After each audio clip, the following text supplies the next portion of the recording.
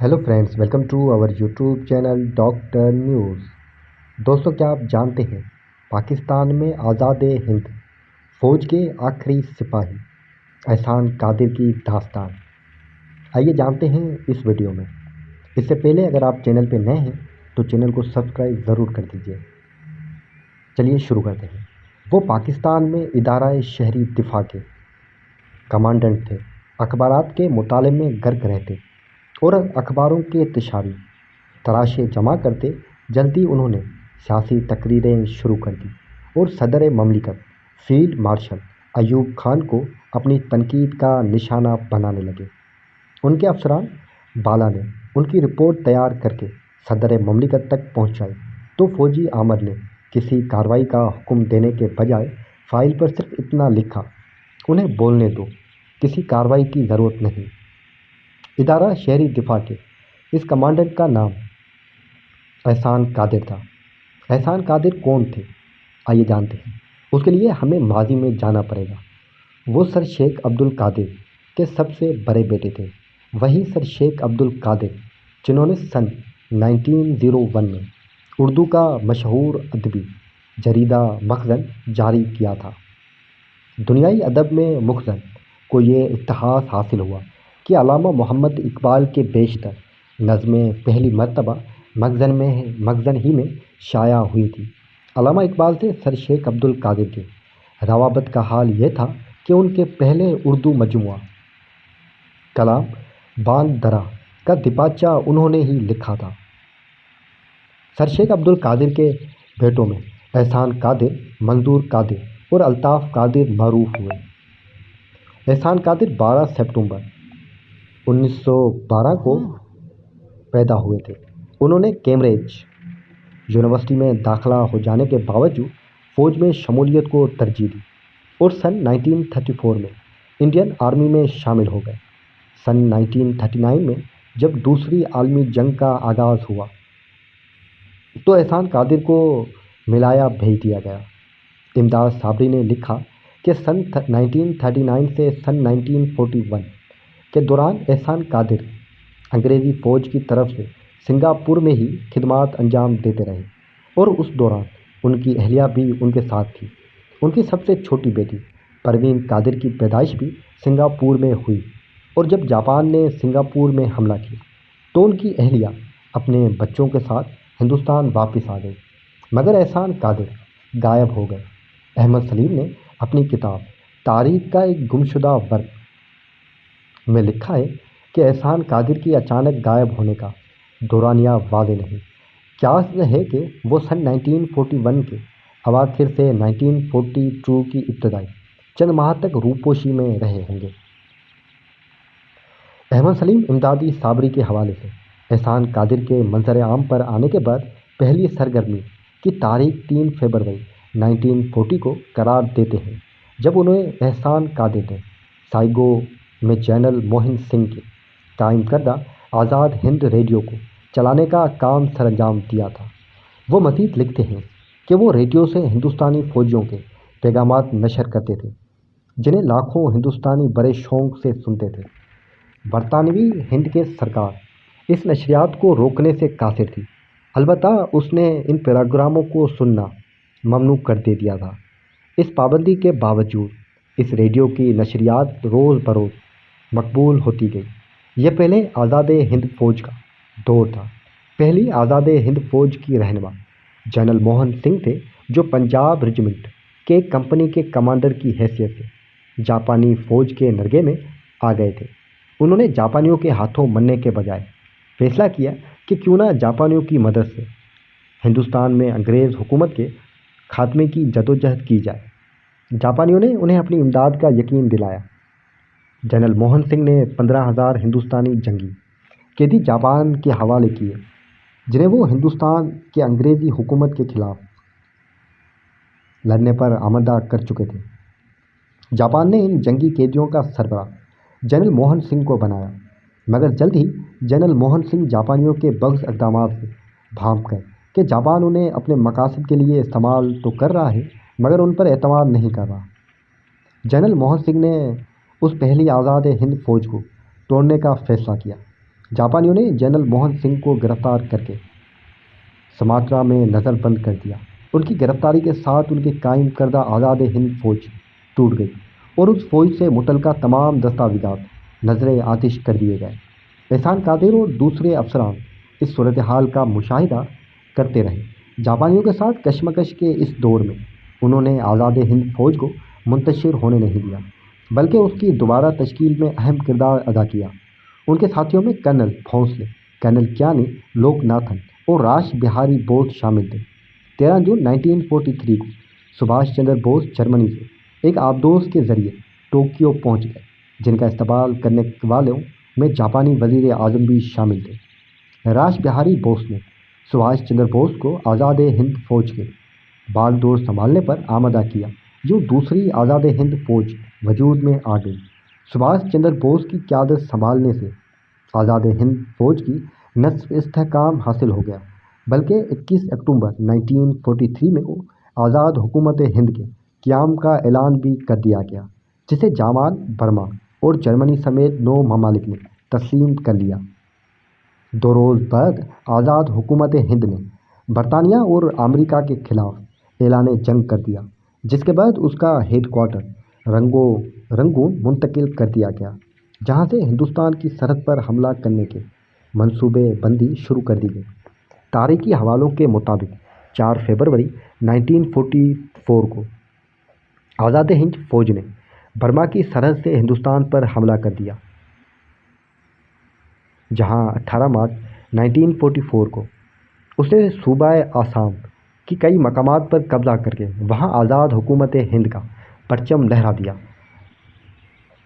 मगर बदकिस्मती से यही वो ज़माना था जब बहरुल काहिल में जापानियों की पासपाई का आगाज़ हुआ। उनकी इस शिक्सत ने उन्हें आज़ाद हिंद फौज के इमदाद से हाथ उठा लेने पर मजबूर कर दिया। 4 माह बाद 18 जुलाई 1944 को आज़ाद हिंद फौज को भी पसपा होना पड़ा और उनके मफतूहा इलाकों पर दोबारा हिंदुस्तानी फौज का कब्ज़ा हो गया। 13 मई 1945 को बर्मा की दारुल हुकूमत रंगों पर अंग्रेज़ों का कब्ज़ा हो गया। यही वो शहर था जो आज़ाद हिंद फौज का हेडक्वार्टर था। चुनाचा रंगों पर अंग्रेज़ों का कब्ज़ा होते ही आज़ाद हिंद फौज के अफसरों और सिपाहियों को भी हथियार डालने पर मजबूर होना पड़ा और वो जंगी कैदी बना लिए गए। सुभाष चंद्र बोस अपने चंद साथियों के साथ रंगून से फरार होने में कामयाब हो गए, मगर उनकी बदकिस्मती के 18 अगस्त 1945 जब वो साइगोन से जापान जा रहे थे, तो रास्ते में ताइवान में ताई होको के एयरपोर्ट पर उनका तैयारा हादसे का शिकार हो गया और वो उस हादसे में हलाक हो गए। आज़ाद हिंद फौज के अफसरान और सिपाहियों को जंगी कैदी बनाकर हिंदुस्तान लाया गया, जहां 5 नवंबर 1945 उन पर मुकदमे का आगाज़ हुआ। मुंशी अब्दुल कदीर की किताब तारीख आज़ाद हिंद फौज के मुताबिक उन जंगी कैदियों में general Shahnawaz Khan, captain PK सहगुल और लेफ्टिनेंट GS टेलन के नाम सर फहरिस्त थे।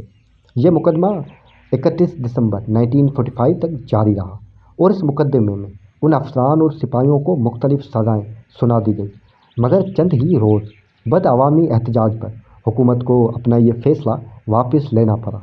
रिहा होने वाले जंगी कैदियों में एहसान कादिर भी शामिल थे, मगर कैद के दौरान उन पर कुछ ऐसा मुबैना तशद्दुद किया कि उनके दिमागी हालत ख़राब हो गई। रिहाई के बाद उनके अहले खाना उन्हें लाहौर ले आई, जहां उनका इलाज किया गया और रफ्ता रफ्ता उनकी सेहत संभल गई। 26 अप्रैल 1946 को सर अब्दुल कादिर की रिहाइशगाह पर उनके एजाज़ में एक इस्तकबाल दिया गया। एहसान कादिर हिंदुस्तान की तकसीम के हामी नहीं थे। वो सुभाष चंद्र बोस के सिपाही थे और समझते थे कि हिंदुस्तान को हिंदू, मुस्लिम, सिख और ईसाई इत्तेहाद की ज़रूरत है। सन 1947 में हिंदुस्तान की तकसीम ने उन्हें शदीद मुतासिर किया, मगर उन्होंने पाकिस्तान में ही रहने को तरजीह दी।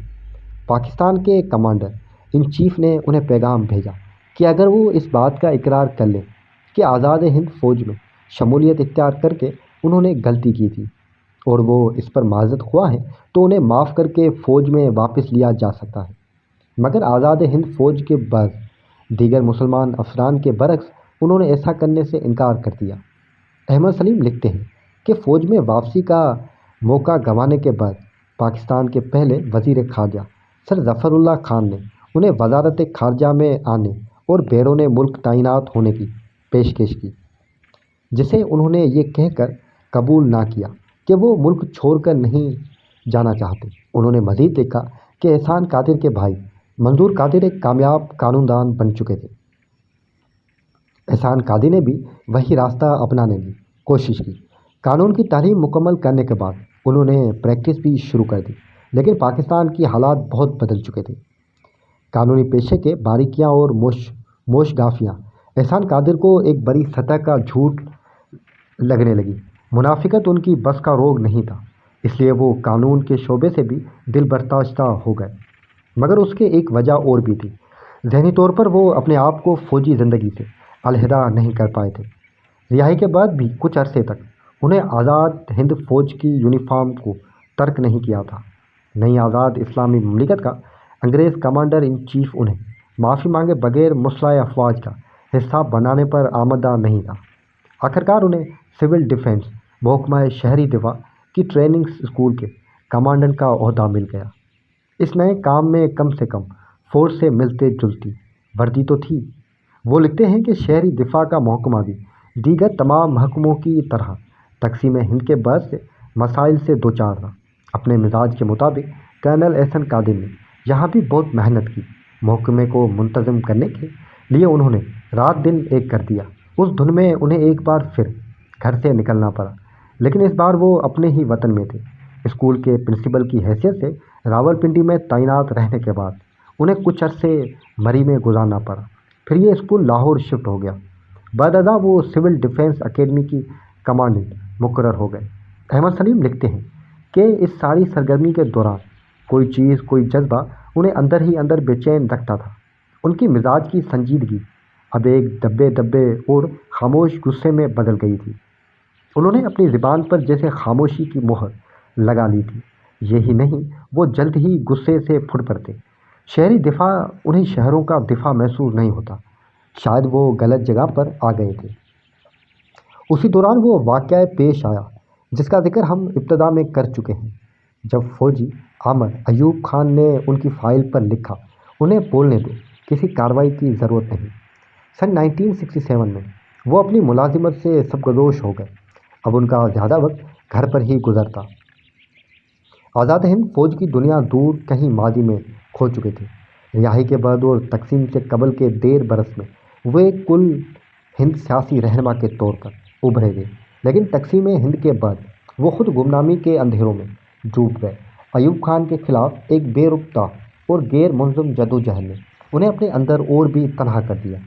ان کے بھائیوں میں جسٹس منظور قادر اور جنرل الطاف قادر اپنے اپنے شعبوں میں بہت آگے پہنچ چکے تھے، جنہیں کسی ناکامی کی خلش بھی درپیش نہیں تھی۔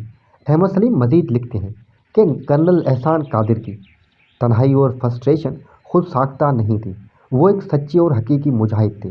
انہوں نے ایک ہیرو کی زندگی گزاری تھی، نیک نامی کمائی تھی۔ ان کا قصور صرف اتنا تھا کہ وہ غلط حالات کے ساتھ ایڈجسٹ نہیں کر سکتے تھے۔ احسان قادر کو بیوی اور بچوں کی طرف سے سکھ ہی سکھ تھا۔ ان کی بڑی صاحبزادی انگلینڈ میں تھی۔ ملازمت سے سبکدوشی کے بعد انہیں دل کا عارضہ لاحق ہو گیا۔ وہ تشخیص اور علاج کے لیے اپنی بڑی بیٹی کے پاس انگلینڈ گئے۔ کچھ عرصے کے بعد وہ وطن واپس آ گئے اور 23 سپتمبر 1969 کو حرکت قلب بند ہو جانے کے بعد ان کی وفات ہو گئی۔ احسان قادر کی چھوٹی صاحبزادے پروین قادر آغا نے سول سروس میں خدمات انجام دی اور وفاقی سیکرٹری کے عہدے سے سرگوش ہوئیں۔ یہ وہی پروین قادر آغا ہیں جن کا نام پروین شاکر نے اپنے ایک مجموعہ کلام میں بھی منسوب کیا ہے۔ پروین شاکر کی وفات کے بعد انہیں ہی پروین قادر آغا نے پروین شاکر ٹرسٹ قائم کیا اور پروین شاکر کے کاموں اور وراثت کی حفاظت کی۔ امید ہے دوستوں آپ کو یہ ویڈیو پسند آئی ہوگی۔ ویڈیو پسند آئی ہو تو ویڈیو کو لائک کر دیجیے اور کامنٹس میں اپنی رائے ضرور دیجیے گا۔ ملتے ہیں اگلی ویڈیو میں۔